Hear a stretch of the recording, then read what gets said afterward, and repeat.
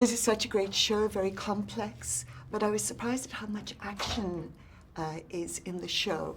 Do you live a really active life, or do you have to prep when you know you've got to go and do things like that? I do both. I mean, I do live a pretty active life, but for something like this, it requires quite a lot of preparation for some of those action sequences and different fight moments. But I do always try to stay fit, healthy, and active. It's kind of a big part. If I'm not in my body, I'm in my head, and I'd rather be in my body. I identify. Your character is also very secretive. He is. And I would imagine as a public person that's quite difficult, and particularly when you began dating Katy. Yeah. I'm sure you wanted to keep that under wraps. Was there ever a moment where you had to do something so that it didn't get into the press, that it was almost happened?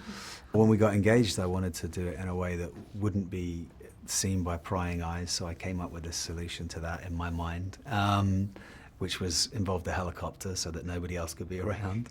But yeah, no, I mean, Philo's a very secretive man, but he's also a man of honor and truth and justice. And I think, you know, in life, if you're trying to be secretive, you've got to ask yourself, what have you got to hide, you know? And in a way, I've kind of, after years of being, you know, working and talking to people like, you know, talking with you many times, in fact, you know, you learn that actually I don't really have too much to hide. There's not many skeletons in my closet. It's more things that I try. There's like church and state, public and private, and certain things you just want to try to keep private. But other things, you know, it's like the world we live in today has transformed so much with social media. So it's sort of like, well, people kind of feel like you've seen so much of who somebody is, you know.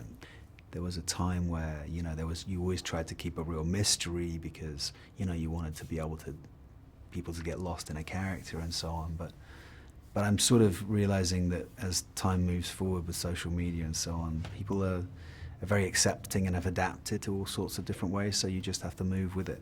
There's a big aspect of fairies in this, which is lovely. And it made me wonder, when you were a kid, did your parents read fairy stories to you when you went to bed? And do you have a favorite one that you tell your kids, or do you make up your own? I can't think of a favorite fairy tale, although I suppose like Hook, you know, that sort of, that movie, and then Peter Pan, the fairy, you know, that kind of Peter Pan fairy tale sort of was something that was big in my life as a kid, probably for many. And I do actually tell a lot of stories from my imagination to my son. So I try to, at night, when he's sleeping over, we sort of come up with an idea for a story, and it's normally from my imagination. So I'm not sure if there are always fairies. Actually, sometimes there are. There's often magical beings, but there's always a thing where there's something about sharing and doing the right thing and then overcoming an obstacle and sort of trying to wrap it all into a story before he falls asleep. That's kind of lovely. You should write a book. Thanks. Thank you.